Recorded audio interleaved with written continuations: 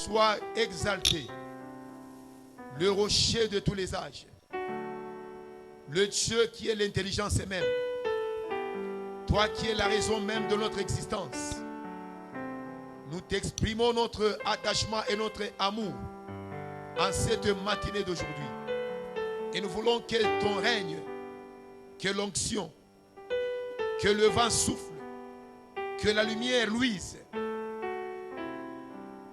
et que la rosée céleste puisse être posée sur nos têtes. Bénis ces instants.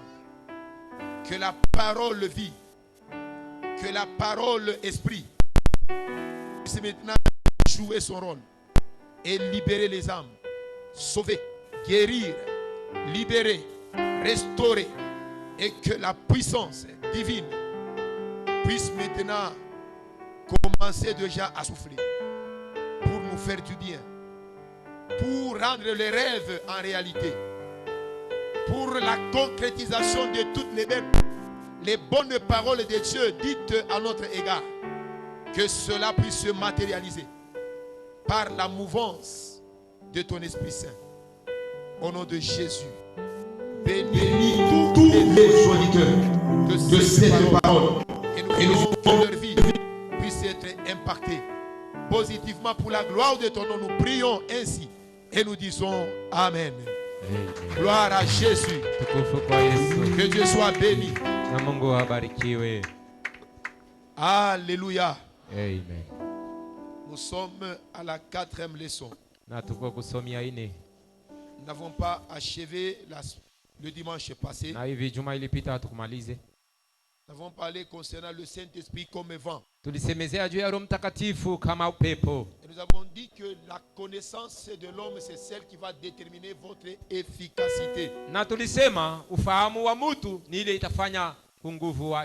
Si tu ne connais pas, le Saint-Esprit guérit, le Saint-Esprit ne te guérira jamais. Si tu ne connais pas que le Saint-Esprit peut enrichir les gens et restaurer les vies, vous ne serez jamais enrichi. Parce que la foi vient de ce qu'on entend. Et ce qu'on entend vient de la parole de Dieu. Donc nous pouvons dire que la parole c'est l'esprit. Donc la parole c'est l'esprit. Et l'esprit c'est la parole. Alléluia. Amen. Nous voulons partir à partir de ce point-là. L'esprit c'est la parole. Et la parole c'est l'esprit. La qualité de la parole produit aussi une foi de qualité. La bonne qualité de foi produit aussi une bonne qualité de vie. Si tu entends la bonne qualité de parole, tu auras aussi la bonne qualité de foi. Et cette dernière engendrera aussi la bonne qualité de vie. Parce que tout est la parole. Rien de ce qui s'est fait voir, rien de ce qui s'est vu vient d'elle-même. Tout vient par de la parole. Raison pour laquelle Dieu il a permis que son église soit enseignée. Pas seulement dans l'œuvre de Dieu, même dans la vie courante. Nous avons des ingénieurs chimistes. Nous avons des informaticiens. Nous avons des gens qui ont fait les agronomes, qui ont fait l'agronomie. Nous avons des électriciens. À tous les niveaux, les diplômés, les brevetés, des gradués, des ingénieurs civils, ingénieurs techniciens. À tous ces niveaux-là. Et dans tous les domaines. Il y a les psychologues. Kuna waneno wale waganga wanaangalia maneno ya akili ya mtu. Tuna waganga. Vous savez que ce que la Bible nous enseigne, c'est ce qui Mnajua se fait. ile Biblia inatufundisha ni ile inafanyika. La foi vient de ce qu'on entend. Imani inatoka kwa ile C'est-à-dire, tunasikia. tout part de la parole. Ni kusema yote inatoka La kuneno. parole entendue produit la foi. Na neno tunasikia inazaa imani. Et la foi engendre une type de vie. Na imani inatoa haina moya ya maisha. Tu deviendras pédagogue Utakuwa mwalimu si tu donnes à tes oreilles le soin là d'être attentive à l'enseignement de la pédagogie. Utakuwa mwalimu ikiwa unajipana kwa fundisho ya walimu. Il y a les enseignants. Kuna walimu. C'est parce qu'on les a enseignés. Ni maana wale wafundisha. Nous avons les électroniciens. Tuna wale wanaangalia maneno ya Parce qu'on leur kutengeneza a enseigné l'électronique. vifaa. Maana wale wafundisha maneno. Personne n'est né électronicien. Hamna mtu alizaliwa mwenye kutengeneza Personne vitu. est né chimiste. Hamna mtu walimzala anajua maneno ya shimi. Tu es devenu ce que tu es là Na wewe unakuja iki huko par l'enseignement. kupitia mafundisho. Parce qu'on t'a enseigné. Maana walikufundisha. On t'a enseigné la métallurgie, tu es devenu métallurgien. Walikufundisha metallurgy, unakuya na mtu wa kujua On metallurgy. t'enseigne la parole, tu deviens chrétien. Wanakufundisha neno unakuwa Mkristo. Donc la qualité de la parole entendue Nikusema haina neno tunasikia. produit aussi une qualité de foi. Inazaa haina ya imani. Et la qualité de foi Na haina imani produit aussi une qualité de vie. inazaa pia haina ya maisha.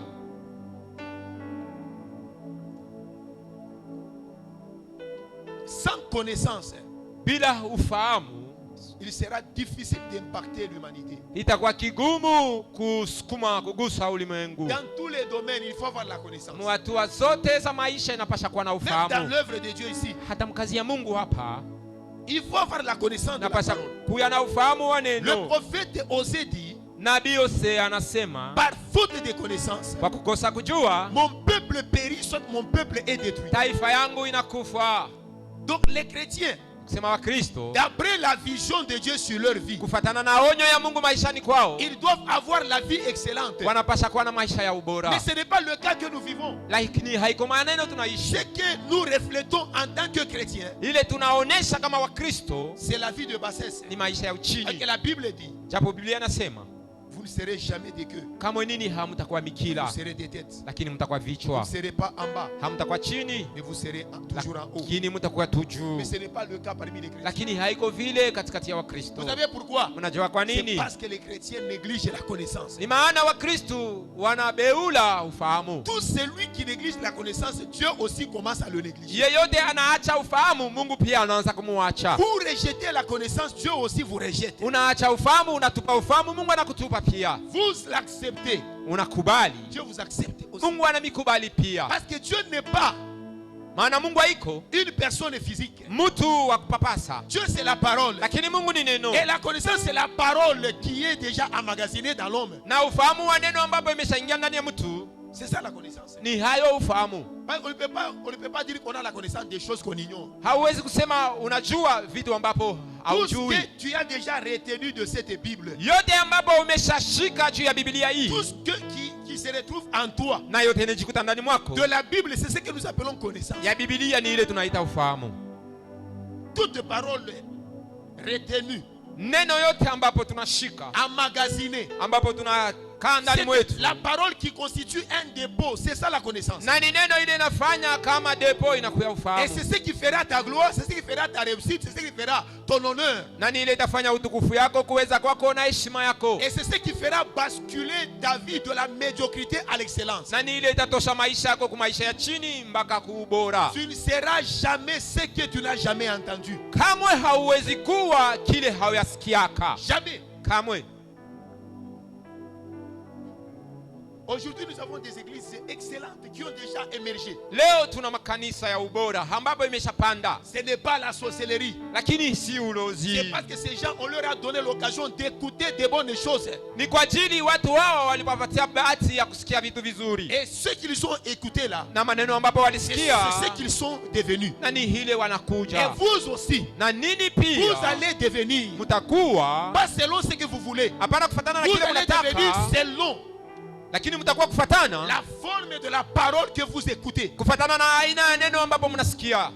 Vous le vouliez ou pas. mutake wala mkatae, Parce que c'est pourquoi Dieu, ni vile Mungu il a permis que la foi ne puisse pas venir par ce que nous voyons. haliruhusu imani isije kwa ile Et tunaona, la foi vient de ce que nous entendons. lakini imani inatoka kwa ile tunasikia. Ce que tu entends Ile unasikia va te façonner, itakuchongola, va te communiquer une certaine forme. itakupatia mfano fulani. Le Saint-Esprit comme vent. Na Roho Mtakatifu kama upepo. Et nous avons dit, le Saint-Esprit c'est Dieu. Na tulisema Roho Mtakatifu ni yeye Mungu. Dieu en action qui est là avec le mandat de gérer l'église et de perfectionner les membres de l'église pour préparer cette dernière en l'enlèvement. Na Mungu mkiro ambapo hana kazi ya kuongoza kanisa hivi kuyapeleka kuitengeneza juu ya kunyanyuliwa. On avait vu l'église et le Saint-Esprit, parler du Saint-Esprit dans la globalité, dans la généralité. Na tulisemezea Roho Mtakatifu kwa ujumla. Et nous avons voulu que puissiez aussi avoir cette connaissance approfondie, détail après détail, comment est-ce que le Saint-Esprit peut se manifester dans la vie d'un homme. Na tulipenda muwe na ile ufahamu ya chini sana, ya uketo sana, namna gani Roho Mtakatifu anaweza kujionekanikisha maisha ya mtu. C'est pourquoi à la première leçon, Na ni maana kusema ya kwanza c'était vraiment hyper nécessaire ilikuwa ya muhimu sana d'apprendre le Saint-Esprit comme onction. kujua Roho Mtakatifu kama upako. Que tu ne feras jamais l'œuvre de Dieu avec ta force, avec ton pouvoir. Kusema hauwezi kama kufanya kazi ya Mungu na uwezo na nguvu yako. Dieu ne peut jamais utiliser la personne qui n'a jamais équipé. Mungu kamwe hawezi kumtumia mtu yule bado hayamuvika na Si nguvu. nos simples entreprises ici, Kama kampuni zetu ya kawaida, même celles de sous-traitance, hata ile ya makampuni ndogo ndani ya quand kampuni elles kubwa, engagent les gens, wakati wanachukua watu kuingiza mkazi, avant de commencer à les faire fonctionner, na mbele ya kuanza kuwatumikisha watu,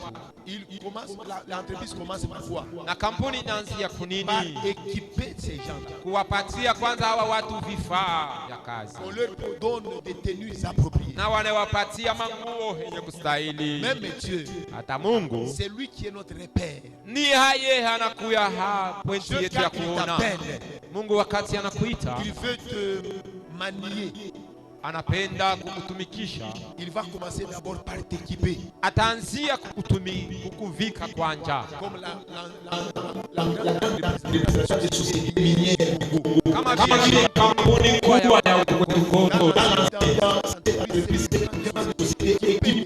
Na zamani kampuni ya watu wafanya kazi, On voyait même les enseignants être équipés par des blousons. na tuliwaona hata walimu walivaa mavazi ya kialimu.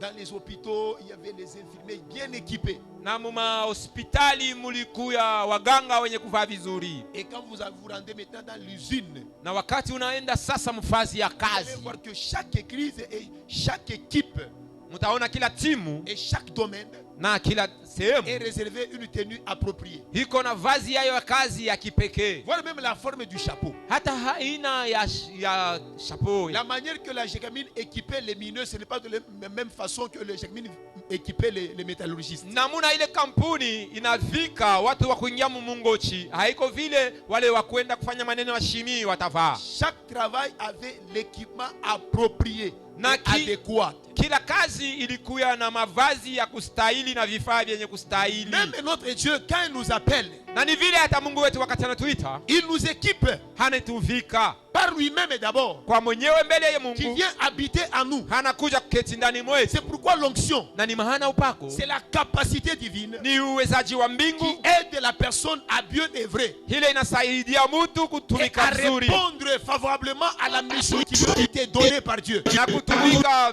vizuri kukazi ile Mungu halimupatia. Parce que l'onction, c'est celle qui qualifie la personne. Maana upako ni hayo inamuweka mtu C'est kustahili, celle qui amplifie les capacités dans l'homme. ni hayo inajumulisha uwezaji ndani ya C'est mtu, l'onction qui rend l'homme capable et puissant. na ni upako inafanya mtu awe wa uwezo na uwezaji. L'homme devient efficace Mtu anakuwa wa nguvu et l'homme est revêtu d'une certaine portion de la divinité. na mtu hanavikwa na sehemu moja fulani ya bumungu. C'est ça la première leçon qu'on avait vue. Na ni somo ya kwanza tuliona. Et la deuxième leçon, Na somo ya pili nous avons parlé du Saint-Esprit comme feu. tulisemezea Roho Mtakatifu Et kama nous avons moto. dit, on parle du feu, Walisema wanasemezea moto là où on voit directement le sacrifice. kule tunaona sadaka mazabiu. Le Saint-Esprit se comporte, se manifeste comme feu. Roho Mtakatifu anaonekana kama moto Là où les gens sont devenus des sacrifices. pale ambapo watu wanakuwa kama Et c'est sadaka. pourquoi l'homme de Paul s'était adressé aux Romains.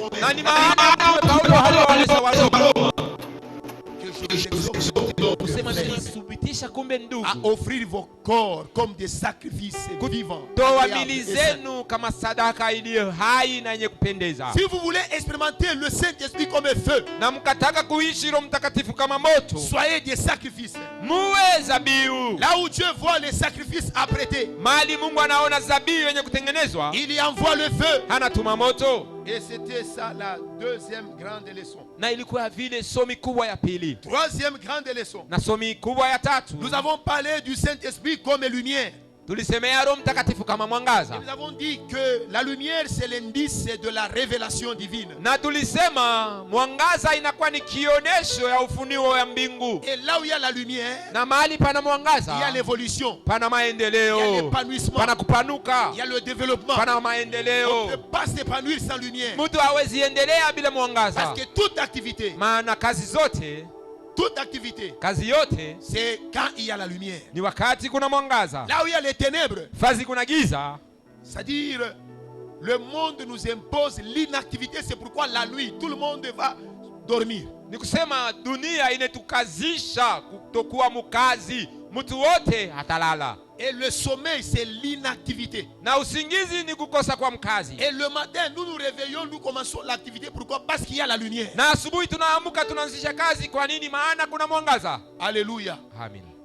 Là où il n'y a pas de lumière, Fazi hakuna il n'y mwangaza, a pas d'activité. na hivi hakuna Là où il kazi. n'y a pas d'activité, Na fazi hakuna il kazi, n'y aura jamais d'épanouissement. kamwe hakuna maendeleo. Et nous avons dit encore Na tulisema tena qu'il y a deux types de lumière. kusema kuna aina mbili ya La mwangaza. lumière surnaturelle. Mwangaza ya zaidi ya Lumière umbile, surnaturelle occulte, ya kishetani.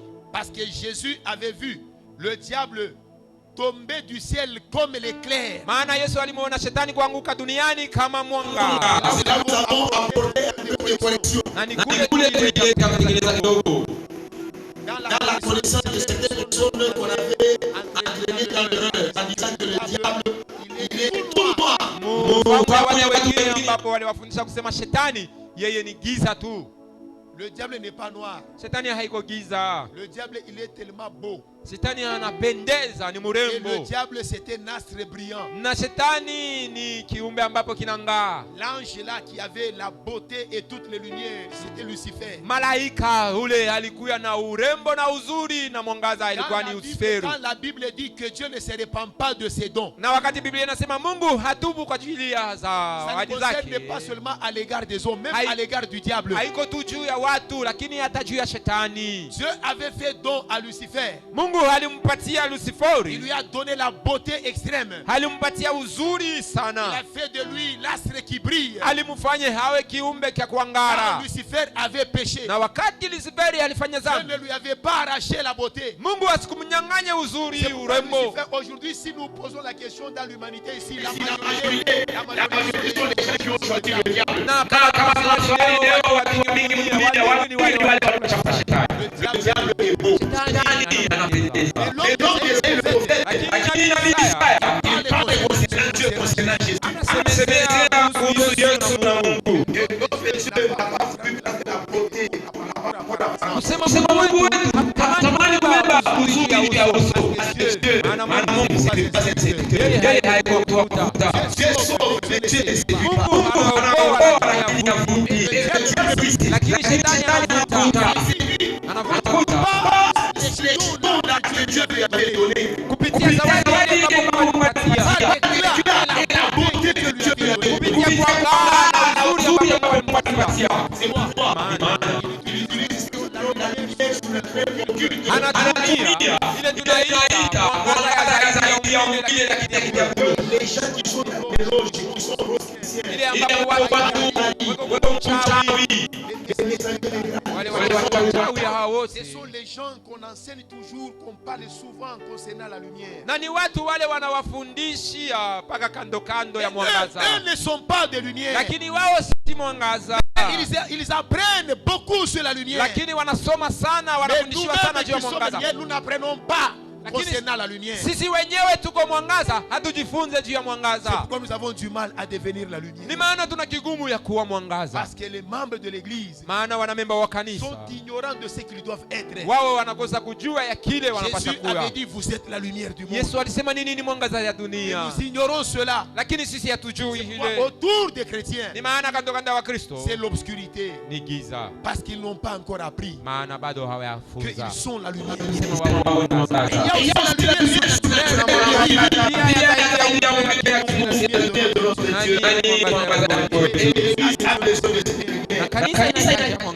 Sauver, éclairer, guider, dominer. Juu ya kuangazia, kuokoa na kuongoza. Alléluia. Et aujourd'hui, nous allons continuer concernant la 4e leçon. Tutaendelea na somo ya 4. Le Saint-Esprit Nadhani juma ilipita nous avons parlé concernant le Saint-Esprit vent. Tulisemezea Roho Mtakatifu kama upepo. Là où Dieu dit, uko Mungu anasema, c'est lui qui fait de ses anges des vents. Ni yeye anafanya malaika zake kama upepo. Et de ses serviteurs une flamme de feu. Na watumishi wake kama moto. Et nous avons dit le vent. Tulisema pepo, c'est l'indice de la plénitude. Ni alama ya utele. Alléluia. Le vent c'est l'indice de la plénitude.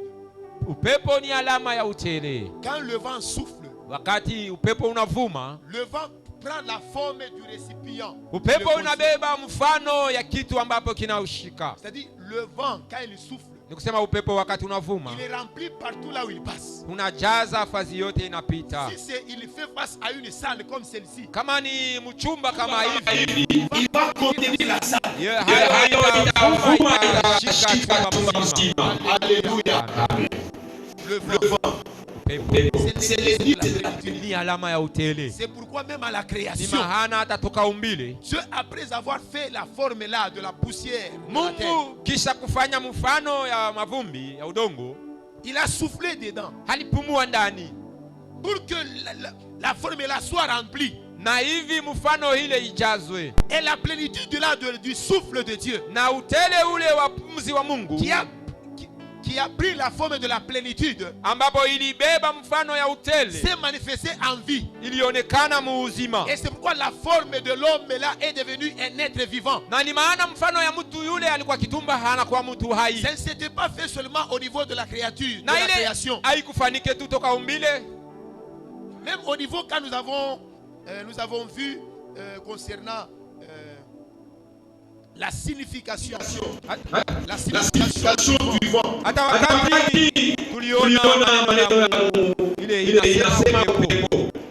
Nous avons donné l'exemple de Jésus appelé en mission. Et Jésus n'avait pas voulu envoyer des brutes là dans la mission. Il les avait d'abord équipés. Il les a équipés de quoi? Il les a équipés de lui-même. Après leur parler, on dit que Jésus avait soufflé. Il avait soufflé sur eux. Comme le Dieu Père avait soufflé sur dans la forme là créée, montée. Du temps de Jésus, lui aussi a soufflé sur ses disciples rassemblés autour de lui. En leur disant, soyez remplis. Recevez le Saint-Esprit. Le souffle là, qui était provenu de Jésus, qui était provenu de la bouche de Jésus, c'était ça le Saint-Esprit. Il souffla sur eux en disant recevez le Saint-Esprit, et ils étaient remplis du Saint-Esprit. Là où ils étaient partis, ils ont épaté l'humanité, ils ont impacté des vies des gens, ils ont guéri les malades, ils ont chassé les démons, ils ont parlé dans d'autres langues. malugha Ils ont zingine prophétisé. na walitabiri, Et à leur retour, na kisha kurudi kwao ils ont donné le rapport. walileta ripoti. Ils étaient satisfaits, Walifurahi tout contents, tout joyeux. na furaha sana. Jésus les observait. Yesu aliwatazama Et Jésus avait profité pour leur donner maintenant l'enseignement de base. na Yesu alichukua bahati kuwapatia mafundisho ya Jésus msingi. leur avait dit, Yesu aliwaambia, ne vous réjouissez pas. furahi, Je sais que les démons se sont soumis. furahi kwa hiyo maneno na Mais par contre, lakini kinyume, réjouissez-vous furahini lorsque vous verrez que vos noms wakati mtaona jina zenu sont inscrits dans le livre de zinaandikwa mu kitabu cha uzima. le souffle. Et ce n'était pas tout. Na haikuwa yote, Nous avons vu aussi le jour de la Pentecôte. tuliona pia siku ya Quand nous avons Pentekosta, parlé de la mouvance et de l'esprit. pale tuliona kuingia mtendo kwa Roho. Là où l'esprit de Dieu Fazi Roho wa Mungu se manifeste comme le vent. unaonekana kama upepo, Il produit la plénitude. inazaa utele. C'est pourquoi le jour dans Actes des Apôtres 2, 1 jusqu'à 4, Ni maana mkitabu kia Matendo ya Mitume shairi ya pili 1 mpaka 4 on nous dit tout à coup, wanatuambia kwa ghafla il vient du ciel un bruit comme celui d'un vent. ikatoka mbinguni kelele kama ile ya upepo. Quel vent? Un vent puissant. Upepo kani? Upepo nguvu sana, Il remplit toute la maison où ils étaient na assis. ukajaza chumba yote mule waliketi. Quand le Saint-Esprit vient comme le vent, Na wakati Roho Mtakatifu anakuja c'est kama pour upepo, produire la plénitude. ni juu ya kuleta C'est pour utele, remplir. ni juu ya kujaza. Après avoir rempli Na kisha kujaza la maison là où ils étaient assis, chumba ambapo waliketi, tous ceux-là qui étaient là, rassemblés na là-bas, wote walikusanyika pale, ils avaient bénéficié de la plénitude. walifaidikia na utele, Tous étaient remplis. na wote walijazwa. Après la plénitude, Kisha utele c'était maintenant la manifestation. Les effets ont commencé à se produire. ilikuwa sasa ni matokeo ikaanza kuonekana. Ça, c'est le jour de la Pentecôte. Na hii ni siku ya Là Pentekosta, où le Saint-Esprit vent souffle, huko Roho Mtakatifu upepo anavuma il impacte par la plénitude. na anagusa kupitia Il utele, remplit. anajaza. C'est pourquoi on peut être, on s'appelle l'église, Ni maana unaweza kuwa kanisa mais on n'est pas encore impacté. lakini bado hawajaguswa. C'est pourquoi vous allez voir, j'ai dit la fois dernière. Ni maana mtaona nilisema Si mara le iliyopita, Saint-Esprit impacte l'église, kama Roho Mtakatifu anagusa il kanisa, ne va pas impacter dans la globalité. na hivi hasitagusa kwa ujumla, Parce que l'Esprit de Dieu, maana Roho wa Mungu c'est l'esprit de la particularité, ni roho wa kipekee, l'esprit de la spécialité. ni roho wa kipekee. Dieu, Mungu il élève les gens particuliers. anainua watu wa kipekee, C'est-à-dire, il va toucher quelqu'un, il élève dans le domaine du chant. ni kusema atagusa mtu anamuinua msehemu ya nyimbo, Il va aussi toucher un autre dans le domaine, l'élève dans le domaine de la prophétie. na hivi atamgusa mwingine anamuinua msehemu ya unabii. C'est-à-dire, celui-ci, quand il est rempli, Ni kusema huyu wakati anajazwa il commence à prophétiser. anaanza kutabiri, L'autre, quand il est rempli, mwingine wakati il anajazwa vous chante très bien. anaimba vizuri, L'autre, quand il est rempli, mwingine wakati il anajazwa vous parle avec exactitude. anasema vile vitu viko. Et l'autre aussi, Na mwingine pia quand il est rempli, wakati anajazwa il préside avec courage. anaongoza na nguvu na bidii. Le Saint-Esprit comme un vent Roho Mtakatifu kama upepo produit des particularités. unaleta kipekee. C'est pourquoi nous avons dit, Ni maana tulisema un homme particulier, mtu wa kipekee il produit aussi des actions particulières. anafanya pia matendo ya kipekee. L'église, pour avancer, a besoin des gens particuliers. Kanisa juu endelee inahitajia watu wa kipekee. Là où il y a le méli-mélo, Huko kuna kuchanga, on ne sait pas qui chante, qui prêche. na hivi hatujue ni nani anahubiri, nani anaimba, Ces nani ni églises-là, ce nani. sont des églises confusionnistes. Kanisa ile ni makanisa ya watu wa mvurugo. Là où le diacre se dispute le micro avec le pasteur. Huko wadiakre wanafia kibuyu na pastori. Dieu, c'est le Dieu de la particularité. Mungu ni Mungu wa kipekee, Et Dieu, na Mungu il fait des choses avec spécialité. anafanya vitu na kipekee yake. C'est pourquoi quand Dieu t'élève, Ni maana wakati Mungu anakuinua tu deviens une étoile. wewe unakuwa kama nyota. Regardez comment est-ce que l'homme de Daniel avait émerveillé tout à Babylone là-bas. Tazameni namna gani mtu wa Danieli halifurahisha watu ku Babiloni. Qui ne connaissait pas Daniel à Babylone? Na nani hasikumfahamu Danieli ku Babiloni? Qu'est-ce qui était à la base de le renom qu'avait joui cet homme de Daniel? Nani halikuwa kukichwa ya kavumu ile Danieli parce que dans halipata. cet homme il y avait un esprit particulier. Ni maana ndani ya huyu mtu mlikuwa roho wa Et l'esprit kipekee. particulier a fait un homme particulier. Na roho wa kipekee alitunga mtu wa kipekee. Et la particularité qui caractérisait l'homme de Daniel, c'est ce qui a produit avec Daniel des choses particulières. Na kipekee kilimsindikiza huyu mtu wa Danieli ni kilimsukuma afanye vitu vya Et kipekee. ce que nous appelons l'élévation, c'est quand quelqu'un entre dans le monde de la particularité. Na ile tunaita kuinuliwa ni wakati mtu anaingia ulimwengu wa Les kipekee. gens voudront être comme toi, mais ils ne sauront pas, parce que ce qui a fait de toi ce que tu es là, c'est parce qu'il y a un esprit particulier. Watu watatamani kuwa kama wewe lakini hawatafikia. Na hivi kile kilifanya uwe wa kipekee ni maana ndani mwako mna roho ya kipekee. Ta particularité, Na kipekee yako c'est celle qui fera ta valeur. ni ile itafanya Ta kavumu yako. particularité, Na c'est ile celle qui te kipekee fera impacter des vies des gens. ni ile itafanya uguse maisha Ta ya watu. particularité, Na ile c'est kipekee celle qui fera de toi ton élévation. ni hayo itafanya unyanyuliwe. Alléluia. Amina. Tu ne seras pas comme d'autres. Na wewe hautakuwa kama wengine. Parce que Dieu a réservé une onction particulière. Maana Mungu halichunga pekee Et le upako wa Saint-Esprit va kipekee. changer de rôle sur ta vie. Na Roho Mtakatifu hatabadilisha kazi pa Il va maisha maintenant yako. prendre la forme du vent pour venir poser le cachet de la plénitude sur toi. Na hivi atakuya kubeba mfano wa kipekee juu ya kwa kuleta, Tout le monde parlera. na watu wote Ne watasema parlera pas comme toi. lakini hawatasema kama Tout le wewe. monde prêchera. Watu wote Mais ne watahubiri prêchera pas comme toi. lakini si kama Tout le wewe. monde chantera. Wote Mais ne wataimba chantera pas comme toi. lakini hawataimba kama Tout le wewe. monde arrangera les gens. Wote Mais watatengeneza n'arrangera pas watu les gens comme toi. lakini haitafanyika kama Tout le wewe. monde priera. Watu wote Tout le wataomba monde n'impactera pas. lakini watu wote wataguswa. L'Esprit de Dieu va se comporter comme le vent dans ta vie. Na roho ya Mungu itajiongoza kama upepo maishani Et kwako. il va produire la plénitude. Na hivi itatoa utele. C'est pourquoi Jésus avait enseigné cet homme, le grand connaisseur de la loi, Nicodème. Ni maana Yesu alimfundisha huyu mwalimu mkubwa wa sheria Nikodemu.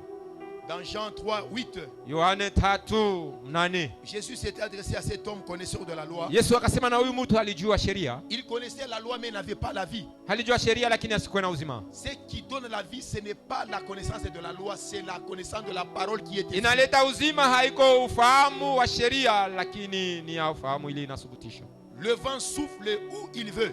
Na upepo unavuma mali unataka. Tu entends le bruit, Na hivyo unasikia mais kelele tu ne sais d'où il vient, lakini haujui wapi ni unatoka, où il va. lakini wapi unaenda. Il en est ainsi Na ni hivyo de tout homme qui est né de l'esprit. kwa yoyote anazalikwa kwa roho. L'esprit, c'est du vent. Roho ni upepo. Quand le vent engendre, Wakati upepo unazaa, il engendre le vent. unazaa upepo. Alléluia. Quand l'esprit engendre, Wakati roho il unazaa, engendre l'esprit. inazala roho.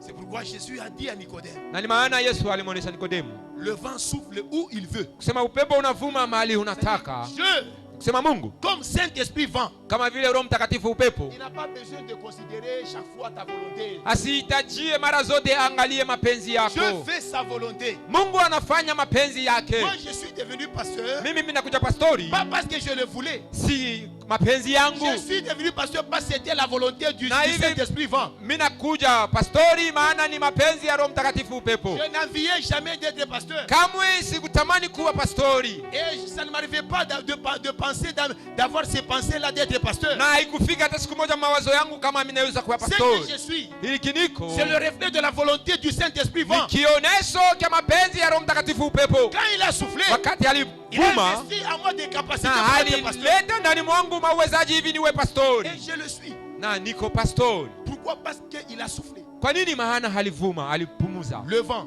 Upepo souffle là où il veut. unavuma mahali unataka. Même si papa, hata kama baba tu es tenté de fuir certaines responsabilités. uko nakimbia mamlaka ingine, madaraka ingine, C'est un temps. ni kwa Parce muda. que le temps du Saint-Esprit n'a pas encore arrivé. Maana wakati ya Roho Mtakatifu upepo Papa, hayafika. quand ça va arriver, Baba, wakati chaque fois itafika, on te met à la modération, même dans la cellule, tu fuis. mara yote wanakuweka uongozi, unakimbia. Mais viendra le temps là où tu vas commencer à modérer tous les jours dans l'église. Litakuya siku ile utaanza kuongoza siku zote Et mkanisa, tu ne sauras même pas comment est-ce que ça va commencer. na hautajua namna gani itaanza. Et c'est ce que cet homme, l'homme de Jésus, a enseigné Nicodème. Na ni vile mtu wa Yesu alimfundisha Nikodemu Que tu ne sais pas d'où il vient, même là où il va. kusema haujui wapi unatoka na wapi unaenda. Tout simplement parce que tu es né du Saint-Esprit. Kwa ajili tu, kwa nini? Kwa ajili tu ulizaliwa na Roho, Et ce que tu vas commencer à subir, c'est sa propre volonté. na ile utaanza kuishi ni mapenzi yake mwenyewe. Alléluia. Amen. Et nous avons aussi parlé Na tulisema pia que quand il y a mouvance du Saint-Esprit, kusema wakati kuna Roho Mtakatifu mtendo, il y a la mouvance là. wakati kuko Du ile Saint-Esprit kutingizika kwa Roho Mtakatifu kama Ça upepo, produit la restauration. inazaa urekebisho. Et nous avons lu dans Ézéchiel 38, 37, 8 à 10. Na tulisoma Ezekieli 38:8. C'est que l'Esprit de Dieu vent avait produit dans la vallée des ossements desséchés. Ile Roho Mtakatifu ilitoa mubonde ya mifupa mikavu. Nous avons expliqué. Na tulifasiria, Alléluia, Église. Nous avons expliqué tulifasiria en disant, sema Dieu a pris un homme Mungu alimchukua mtu qui était prophète. ambaye alikuwa Et nabii, cet homme, c'était Ézéchiel. na mtu yule alikuwa Ezekieli, Et l'homme, Dieu l'a mené quelque part. na Mungu alimpeleka fasi fulani. Maintenant, si nous parlons de la vallée, Na kama tunasemezea bonde, là c'est trop dire. kule inakuwa ya nguvu Les gens sana, peuvent minimiser. watu wanaweza Mais kubeula. j'ai besoin de vous parler d'une façon concrète. Na mimi napenda kumisemezea Dieu kwa namna a moja. pris Ézéchiel. Écoutez, Mungu alimchukua Ezekieli, sikieni, il l'amène au cimetière, akampeleka kushamba ya à wafu, l'endroit du désespoir, fazi ambapo hakuna tumaini, à l'endroit là où il y a le reflet de manque de vie. fazi ambapo hakuna uzima. C'est là où Dieu a mené cet homme Na ni d'Ézéchiel. huko Mungu alimpeleka nabii Ezekieli, Et Dieu, na Mungu il pose la question à Ézéchiel. akamswali Ezekieli Est-ce que ces os ici, kusema eti mifupa des hii gens qui étaient morts, ya watu wale walifariki qu'on a déjà enterrés, ambapo qui sont wameshazikiwa devenus des os, na leo wanakuwa mifupa, et ces os là-bas en ordre de squelettes, na mifupa ile haina muoda mzuri, même les squelettes, leur squelette là était déjà détaché l'os après d'un autre os. na yenye mifupa ilikuwa shakwachana na zambalala. Alors il pose la question. Na sasa akamswali, Parce que Dieu savait que maana Mungu alijua kusema il y a une chose seulement kuna kitu kimoja tu devant laquelle mbele yake tout homme penche sa tête. mtu wote anainama, C'est là où s'arrête l'intelligence de tout savant. na ni kule akili ya hawa watu wote wa kujua inasimama, C'est devant cette chose-là, na ni mbele ya hiki kitu même des grandes autorités mondiales hata wenye madaraka kubwa dunia parviennent à mzima fléchir wanafikia kushuka, à l'image d'une grande autorité de l'ancien temps de l'Égypte kama mwenye madaraka kubwa wa Misri zamani, qui n'avait pas fléchi devant n'importe quelle épreuve. yule akuinama mbele ya jambo lolote, Mais à la 10e plaie, lakini kwa pigo ya 10 face à la mort, mbele ya kifo, Pharaon avait fléchi. Farao alishuka Son intelligence était arrivée au bout. na akili yake ilifika mwisho, Même la magie ne pouvait rien faire. hata buchawi habukuweza kitu. C'est là où commence maintenant la grandeur, la célébrité de la divinité. Nani hapa sasa inaanza bukubwa na kavumu ya bumungu Devant la mort, mbele ya kifo, tout homme devient impuissant. mtu wote anakuya bila uwezo. Devant la mort, Mbele ya kifo tout homme fléchit. mtu yote anashuka. Devant la mort, Mbele ya kifo l'intelligence de l'homme s'arrête. akili ya mtu inasimama. Alors Dieu pose la question à cet homme. Na sasa Mungu akauliza mtu huyu, Est-ce que ces gens ici eti watu hawa qui représentent la mort, ambapo wanaonesha kama est-ce maiti qu'ils peuvent kufa, revivre? eti wanaweza kuishi? Est-ce qu'ils peuvent revivre? Eti wanaweza kuishi? Ézéchiel, comme il était buté, il était au bout de son intelligence. Ezekieli vile alikuwa mwisho ya akili yake. Écoutez sa réponse. Sikieni jibu, Moi je suis incompétent. kusema mimi sijiwezi, Moi je ne sais absolument rien. sijui kitu Dans ce domaine, je ne suis pas là. musehemu hii, mimi C'est sijui, un domaine qui est réservé à la divinité. na ni sehemu ya Et bumungu. il dit à Dieu, Na akamuonesha Mungu toi-même, mwenyewe, toi-même, le Dieu de mwenyewe, la compétence, Mungu wa le uwezaji, Dieu de la capacité, Mungu wa uwezaji, le Dieu de l'aptitude, Mungu wa le kuweza, Dieu de la vie, Mungu wa uzima, le Dieu Esprit Saint Mungu Roho et Mtakatifu l'Esprit vent. na Roho Toi qui es upepo capable de produire la vie, inawezaje ya kutoa uzima? toi-même de sais. Mwenyewe unajua. Lui, Haye il s'est rétracté. Et on halikojikokota, nous dit,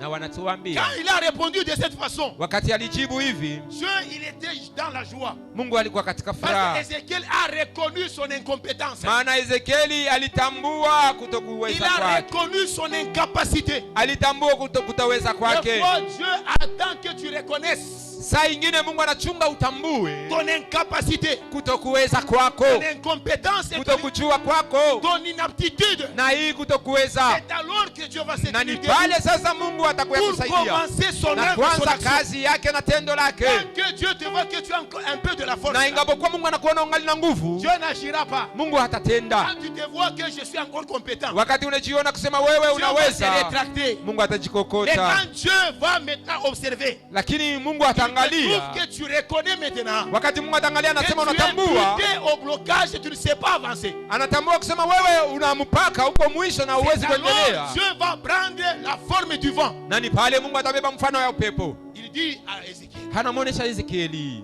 comme tu reconnais, vile unatambua, ce ne sera plus moi qui fera.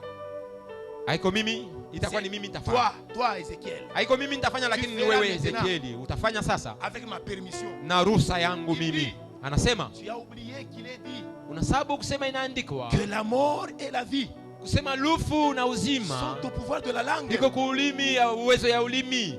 Il dit, tu as la vie dans ta bouche. Kusema kinywani mwako muna uzima Tu as la restauration dans ta bouche. na kinywani mwako muna marekebisho. J'aimerais m'adresser à un frère. Napenda parmi kusema na ndugu moja katikati vous ici. Un yetu, frère qui vit le désespoir. yule anaishi kukosa Mon tamaa. frère, il ne faut pas être il faut pas désespérer. Ndugu, usikate tamaa. Dans ta bouche là, Kinywani mwako il y a la vie. mko Il y a maisha, le pouvoir de restauration. mko uwezo ya Ta marekebisho. vie peut être restaurée. Maisha yako inaweza Et kurekebishwa. Ézéchiel s'est tenu debout Na Ezekieli alisimama devant la multitude des ossements qui étaient là, mbele ya mifupa mikavu ilikuwa qui pale, était le reflet de la mort. ambapo ilikuwa kionesho ya Comme il kifo. a reçu, la foi vient de ce qu'on entend. Na vile alipogea kusema imani Comme il inatoka a kwa ile reçu tunasikia, la parole de Dieu, vile asikia neno la Mungu, Dieu lui recommande de prophétiser. Mungu akamwamuru atabiri. Si je parle prophétiser, Mara zingine kama nasema kutabiri, il faut pas pour présence à prophète. Non, non, tu peux non. croire qu'il nous faut seulement une présence des J'aimerais changer prophètes. de Non, terme pour que ninapenda tu puisses kubadilisha comprendre. tamko hivi musikie.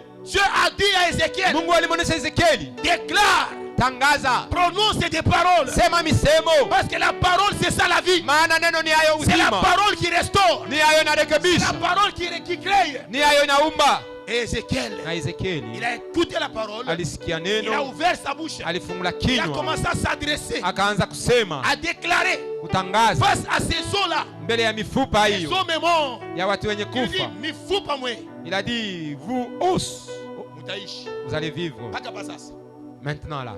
Quand il a commencé à déclarer, Wakati alianza kutangaza, on nous dit il y a eu un vent. akasema kukakuwa upepo. Mungu anageuza kuwa mpepo. Dieu s'est changé en vent, Dieu prend maintenant la position de l'esprit vent. na Mungu anabeba sasa hali ya Mungu Le upepo, vent a soufflé dans la vallée. na upepo ulivuma mbonde. Pepo itavuma mu nyumba yako baba. Le vent va souffler dans ta maison, papa. Pepo itavuma mu ndoa Le yako vent mama. va souffler dans ta Le maison, vent va maman. souffler dans notre orchestre ici. Na itavuma hata mkwaya yetu. Alléluia. Amina. Il a déclaré, Alitangaza quand le vent soufflait, wakati upepo ulivuma, on nous dit, wakatuambia dans la vallée, mbonde là au cimetière, kule kushamba ya wafu, le mouvement a commencé. movement ikaanza L'esprit de Dieu, c'est kutingizika. l'esprit de mouvance. Roho wa Mungu ni roho wa Quand kutingizika. l'esprit de Dieu commence à Wakati se roho wa manifester, Mungu anaanza c'est le mouvement kuonekana, qui commence à se ni produire. kutingizika Le kunaanza. mouvement de la divinité va se Kutingizika kwa produire Mungu dans kutafanika la vie de quelqu'un dans mu l'église. maisha ya mtu mkanisa, Et les choses vont na bouger. vitu vitabadilika. Il ne faut pas les eaux de Kassongo. mifupa ya kasongo inaanza kutafutana hiyo yenyewe. était en train de se rechercher entre Notre eux. Dieu c'est le Dieu de la compatibilité. Mungu wetu ni Mungu wa bitu kweneana. Les os d'Ilunga n'étaient pas partis se joindre aux os de Kasongo. Mifupa ya Ilunga haikuendeki mifupa ya Fano. Notre Dieu c'est le Dieu d'ordre. Mungu wetu ni Mungu wa oda.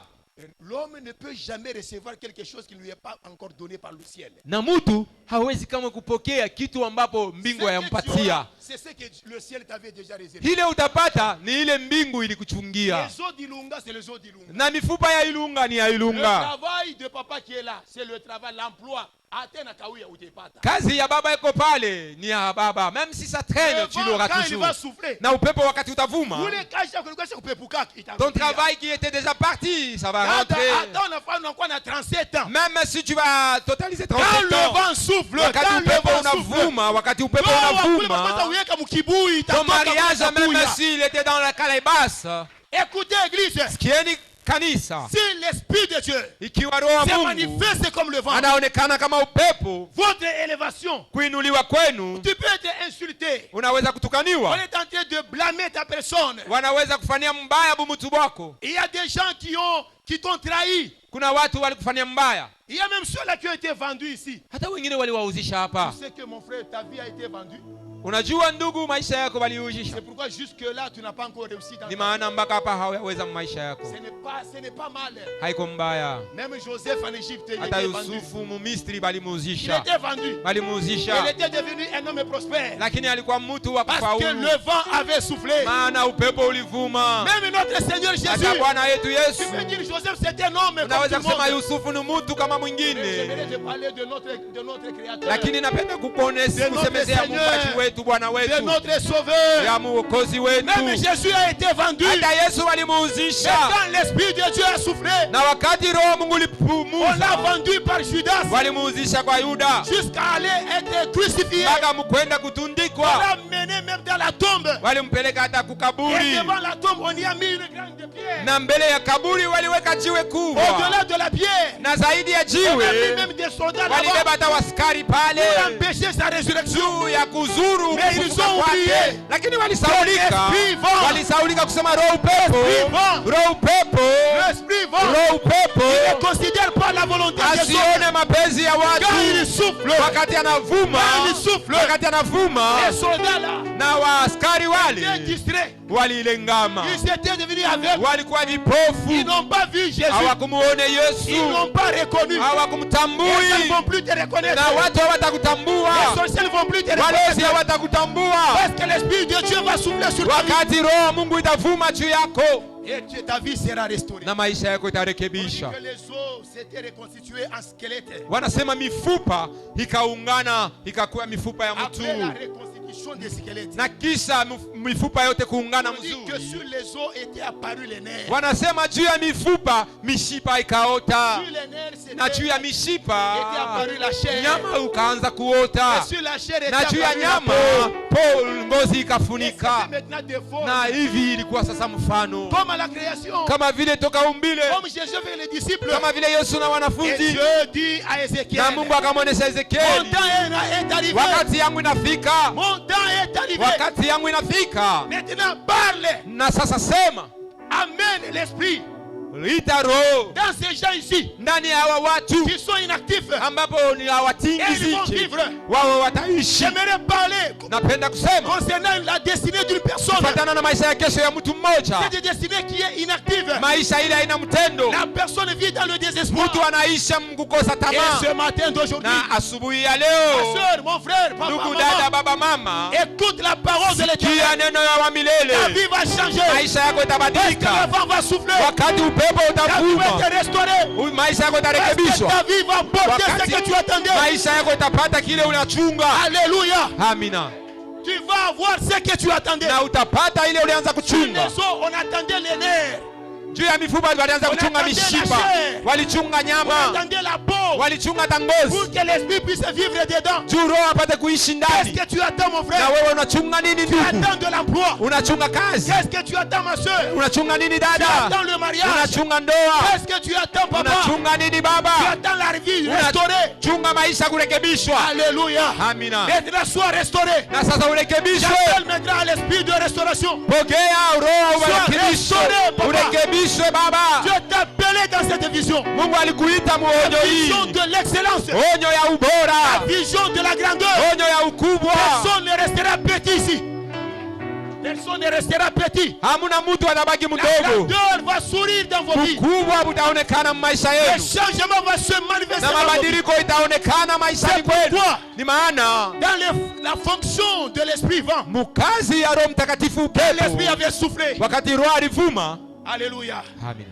Dans Acte 9, 17 à 18. Matendo 9:17 mpaka 18. C'est à l'appel de Saul. Hapa ni wakati wanamuita Paulo. Il a reçu l'esprit. Saulo alipokea roho wa Il a été Mungu baptisé. na halibatiziwa. Cet homme a été baptisé. Mtu huyu halibatiziwa. Il a reçu une capacité surnaturelle supérieure Alipokea uwezaji ya zaidi ya umbile ya juu par le vent qui avait soufflé. kupitia upepo ulivuma. C'est-à-dire le baptême Ni kusema ubatizo était le fruit ilikuwa ni matunda de l'esprit vent dans la vie de cet homme de ya Saul. roho upepo mu maisha ya mtu ya Et Saulo, qui a entraîné même le changement de son nom. na ilileta hata mabadiliko ya jina lake. N'est-ce pas, on t'appelait Moussoufra. Si walikuita mtu wa mateso, Le nom là va changer. jina ile itabadilika. Ton nom là va changer. Jina ile itabadilika On va tourner court, on va couper court à ce nom na là. watakata jina ile. Ton nom va changer. Jina yako itabadilika. Cet homme, il a été baptisé Mtu huyu alibatiziwa dans le Saint-Esprit. ndani ya Roho Il a reçu son baptême. na alipokea ubatizo wake. Son nom avait changé. Jina lake libadilika. Ton nom va changer. Jina lako Dieu a litabadilika. réservé un nom supérieur. Mungu anachungia Un nom jina ingine excellent qui va kubwa, briller. jina ya ubora ambapo Et tout le itameremeta monde saura. na ile watu wote À watajua Fungurume, il y a tel papa. kusema pafungurume baba À fulani iko, Fungurume, il y a telle maman. kuna mama fulani À Fungurume, il y a telle famille. na ndugu jamaa fulani, Parce que l'Esprit de Dieu maana roho wa est Mungu en train de souffler. iko na Dans vuma. Acte 6 et 3. Matendo 6:3. Après que Hap- le vent puisse, du Saint-Esprit puisse Hapa souffler, kisha upepo wa Roho Mtakatifu kuvuma, Dieu a suscité des diacres. Mungu akaamusha wadiakre, Ce sont des gens remplis. na ni watu wenye kujazwa, Des gens qui ont reçu l'Esprit vent. na ni wale wanapokea roho C'est là où il y upepo. avait Étienne Ni kule kulikuwa mtu wa et Etienne d'autres. na wengine Ils étaient choisis, ils étaient au nombre de 7. walichaguliwa, walikuwa wasaba. Pourquoi? Parce qu'ils avaient joui de la présence de l'Esprit vent. Kwa nini? Maana walifaidikia uwepo wa roho upepo Ils étaient remplis. na walijazwa. Même pour interpréter les Saintes Écritures. Hata juu ya kutafsiri maandiko Pour takatifu, comprendre la parole. kuelewa neno. Cette parole n'est pas venue du néant comme ça. Neno hii haikutoka kwa bure Même hivi, la prédication ne vient pas du néant. hata mahubiri haitoki kwa 2 bure. Timothée 3,16. Timotheo wa pili 3:16, L'interprétation des Écritures. kutafsiri kwa maandiko. Les hommes ont parlé de la part de Dieu. Watu walisema kwa sehemu ya Mungu, C'est pas quand ils sont remplis. ni wakati walijazwa, Remplis de l'Esprit de Dieu. wakati walijazwa na roho wa L'Esprit Mungu, vent. roho upepo. Quand vous lisez Exode 35 et 30 à 35, Kutoka 13:5 3 mpaka 5, la compétence, hii uwezaji, la capacité. hii uwezaji. Il n'y aura pas d'électricité, on fera recours à toi. Appelez tel papa.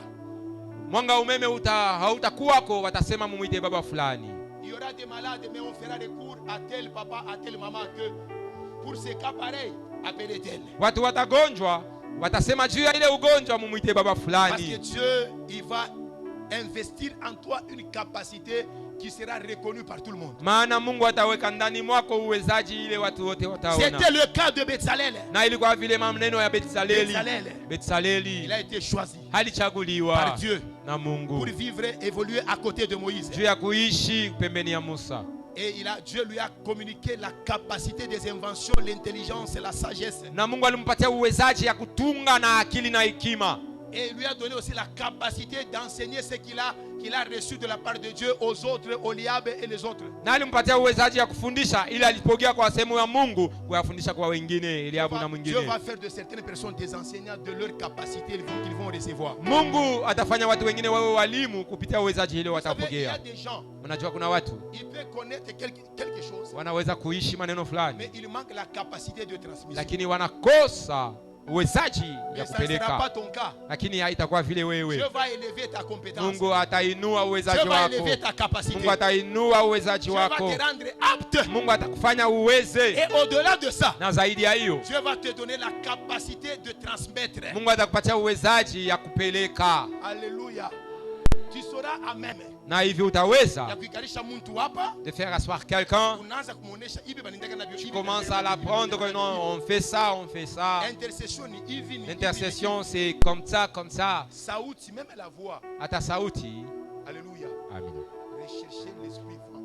Tafuteni roho Si pepo. Dieu vous donne même la capacité de comprendre, de distinguer des voix. Mungu akimpatia hata uwezaji ya kuachanisha masauti. Quand quelqu'un chante mal, ça t'embrouille. Mtu akiimbe mbaya Vous unavurukiwa. savez, quand quelqu'un est compétent, Unajua kama mtu anajiweza, tout ce que les incompétents font, yote ile wale hawajiweze wanafanya ça l'embrouille, inamvuruga, ça le gêne. inamvuruga. Atakuwa on a souffrir. Utasikia? Il sera là en train de Ça souffrir. on a eu tout français. Que non, toi tu connais les Français. On appelle la maman. Que non, wanamwitaka mama, Moi, je dis mama. papa, moi, mtu anakuwa anacheza le maman, Vous allez écouter La personne qui papa connaît, dire on que sait, on un dit- papa dire que non. la maman. Mais pas nécessairement le maman. Pourquoi? Parce qu'on dirait que c'est un coup. Kwa nini inakuya kama De ni poignarder la personne. ni kama banamtwanga Il mtu? dit, tout ce que les incompétents feront dans ton Ni domaine, kusema yote wale hawawezi watafanya msehemu yako, ça va commencer à te déranger. itaanza kukuvurugia, Et puis à un certain moment, na wakati fulani tous les incompétents vont fléchir. wote wale hawajiwezi watashuka. Alléluia. Amen. Mushikie waimbaji. Écoutez les chantres. Unasema mweye waimbaji. Savez-vous les chantres? Ça ne sert à rien Haisaidie kitu de se disputer le leadership. kufia bukubwa Kuku uongozi. wakati moyo itafika, Viendra un temps kuku Mungu ataelevea kama ni moyo kama ni mawili katikati yetu. où Dieu va élever des personnes au milieu de nous, Batechikiaka. où les autres vont accepter. Batechikiaka sasa huyu. Ils vont accepter que cet homme, il est Kama supérieur. mimi najazarde kwenda kucheza naye pamoja, mimi natokea incompétent. Et si j'oserais jouer avec lui, je serais Kuba incompétent. orateur bengine banakualigner pamoja naye unajisikuza sema. Il y a certains orateurs, quand vous êtes alignés ensemble, vous allez vous excuser. Unashikia mtu. Que non, j'ai mal au ventre. Vous allez m'excuser. La Mutenirumia. personne reconnaît son Mtu incompétence. anatambua kutokuweza Quand il y a kwake. cafouillage, Wakati watu wanafiafia, c'est parce qu'il n'y a pas de gens qualifiés. ni maana hakuna wale washa kujua ile maneno. L'église a besoin de gens qualifiés. Kanisa inahitajia watu wale Nous aurons wanachua. des gens qualifiés. Wakati tutawapata watu, Tous les bruits dans l'église kelele yote mkanisa vont se taire. Dans itazimika tous les domaines. musehemu zote. Muimbaji utakuwa kimya. Dans les domaines de son, il y aura le silence. Il suffit que cet homme soit là, les autres réfléchissent. Si vous avez un grand chien, Ni kama Mungu na umbwa kubwa, tous les petits chiens, ba umbwa wote ndogo, ils mettent leur queue où? ma umbwa wote ndogo inaweka mikila wapi? Miguu. Dans les pieds. Pourquoi? Parce qu'ils reconnaissent que ouille, c'est un chien puissant. Kwa nini? Maana wanatambua kusema huyu ni umbwa wa uwezo. Hata hatua ya kazi ya Mungu, Attendez seulement. chungeni tu, Évitez de faire du bruit. epukeni kufanya kelele. Le temps est en train de venir. Wakati Là unakuja où Dieu va mettre chacun à sa place. huko, Mungu atamweka kila mtu nafasi Quand yake. Dieu a élevé Paul, Wakati Mungu alimuinua Petro, les autres qui avaient vécu avec Jésus, wakati Mungu alimuinua Paulo, wale waliishi na Yesu, nishindo tutembeaga na Yesu, nishindo tutembeaga na Yesu. ils réclamaient que non, c'est nous qui avions marché avec Jésus. Même Pierre à qui Jésus avait donné la clé. Hata Petro kwa ule Yesu alipatia funguo, Alikala nasema manjiko ya huyu mtu ni akili tu. il s'était mis disant que non, les écritures de cet homme c'est l'intelligence. Alitambua Quand Dieu te qualifie, kusema wakati Mungu même si les anakuweka, gens ne veulent pas hata l'admettre, watu hawataki kukubali, personne ne peut hamna mtu anaweza obscurcir kufanya giza le dessein de Dieu. C'est matakwa pourquoi ya il y a une Mungu. personne Na ni vile kuna mtu parmi vous ici. katikati yenu Il y a hapa, une personne kuna mtu katikati que yenu Dieu hapa, veut faire voir. yule Mungu anapenda Que Dieu kuonesha, veut maintenant épouseter yule Mungu anapenda et kupumputa présenter devant na Fungurume. kumuonesha mbele ya Cette personne est là. fungurume, na mtu huyu yuko Tout le hapa, monde doit te na reconnaître. mtu wote Tout le atakutambua, monde saura qui tu mtu es. wote atajua nani Parce uko, que tes capacités seront amplifiées. maana uwezaji wako Ça ne sera plus toi. utashughulisha, haitakuwa Ça sera wewe, maintenant le tour de Dieu lakini d'agir itakuwa à ni ta place. wakati ya Mungu kutenda nafasi yako. Même quand les gens passent, Hata wakati watu wanapita ma télévision, comme à à la la radio, télé, à la c'est radio, parce que waouh, il y a pita ako. c'est parce que toi tu n'es pas encore Si passé. waouh, t'as pita pour Les radio. jours où tu passeras à la Si radio, waouh, t'as pita pour les télévision. jours où tu passeras à la télé, Bengine batanza kongopa kupita pour télévision. certains auront peur de passer à la Parce que télé. bila waouh, tasema, Pourquoi? Parce que ce que tu wana diras kushito sana. aura vraiment du poids. Asa muntu Maintenant, les gens vont commencer à se jauger par rapport à toi. Et comme au Congo, toutes les équipes de football, matimu yote ya kabumbu, ils s'entraînent en fonction de Mazembe.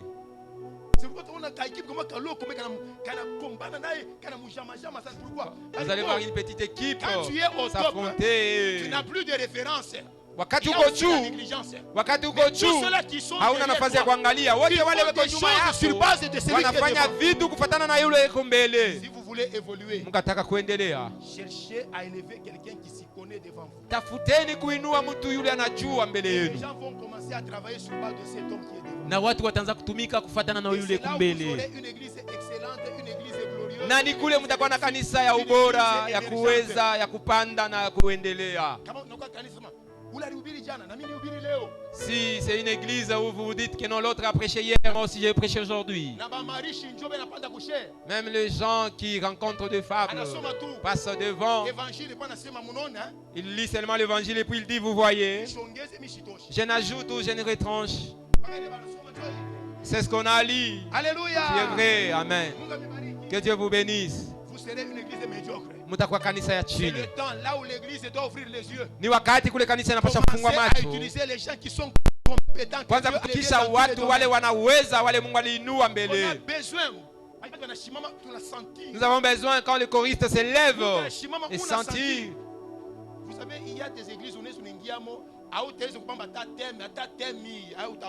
Vous savez, il y a des églises quand vous y entrez, vous aurez du mal même à saisir les thèmes. Même la leçon donnée, vous serez incapable de... Sans introduction, sans développement, sans conclusion. Na mahubiri bila kiingilio, bila kuendelea na bila kufunga. La personne qui vous prend l'air et vous laisse en l'air. Que chacun se recherche.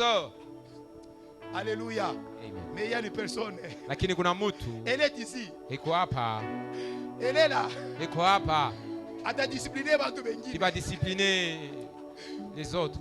Sois revêtu maintenant na uvikwe sasa de cette capacité. Na ile uwezaji. Tu n'es pas n'importe qui. Wewe si mtu yoyote. Tu vas, l'esprit de Dieu va souffler. Na roho ya Mungu itavuma. Alléluia. Amina. L'esprit de Dieu va souffler. Roho ya Mungu atavuma. Quand tu vas te tenir debout, wakati wewe utasimama, les gens vont se cacher. Watu watafichama.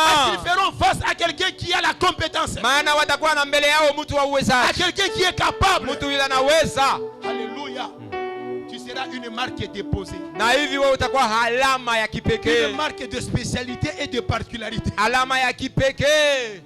C'est pourquoi là où tu es, sois béni, papa. Ni maana mali huko ubarikiwe baba. Et reçois la capacité na upokee uwezaji ya Mungu. Cette capacité va enseigner beaucoup de gens. Uwezaji yule utafundisha watu wengi. Alléluia. Alléluia. Amen. Est-ce que je parle à une personne? Eti tunasema na mtu. Je parle à une personne. Tunasema na mtu. C'est à toi. Ni kwako. Que je tente de m'adresser.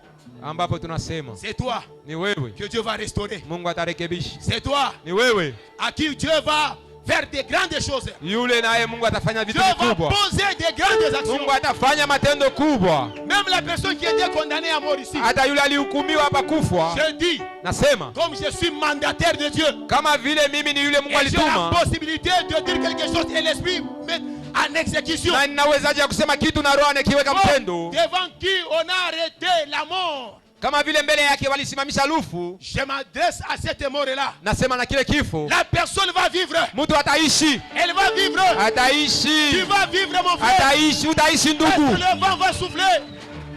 Le vent est en train de souffler, tu ne vas pas mourir. Upepo uko navuma, hautakufa. Tes activités vont fonctionner normalement. Makazi yako itaendelea. Tu ne vas pas mourir. Hautakufa. Ton mari ne va pas mourir. Mume wako hatakufa. Tu s'est arrêté dans le camp des ténèbres.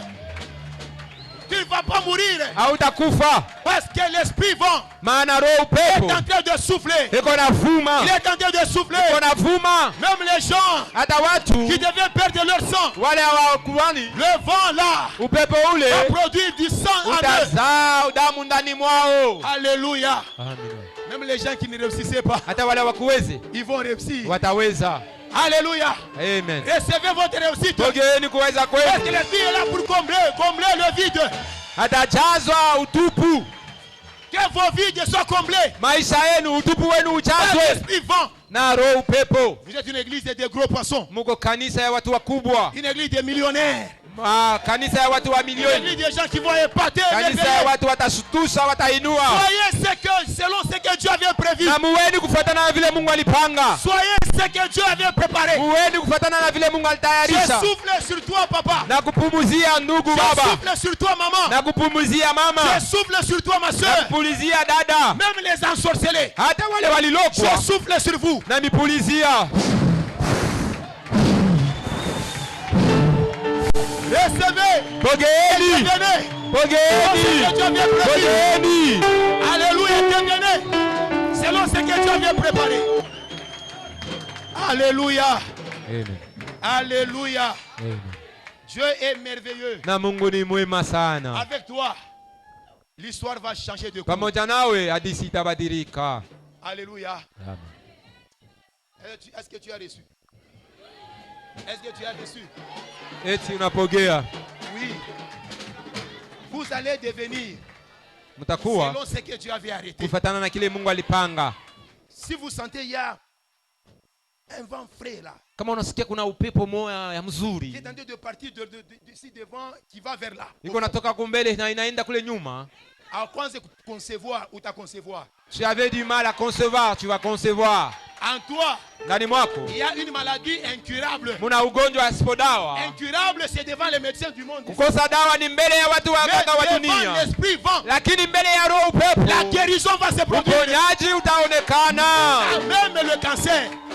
Même le cancer. Hata cancer. Tu vas guérir. Utaponya. Même le diabète. Hata diabète. Tu vas guérir. Utaponya. Même l'hémorroïde. Hata hémorroïde. Tu vas guérir. Utaponyeshewa. Même l'ivrognerie. Hata ulevi. Tu vas guérir. Utaponyeshewa. Même l'adultère. Hata uzinifu. Tu vas guérir. Utaponyeshewa. Soyez guéri. Na mubarikiwe. Soyez guéri. Muponyeshewe. Soyez guéri. Muponyeshewe. Alléluia. Amen. Que vos vies soient restaurées. Na maisha yenu irekebishwe. Au rythme de l'esprit vent. Mu hatua ya roho upepo. Que Dieu vous bénisse. Na Mungu anibariki.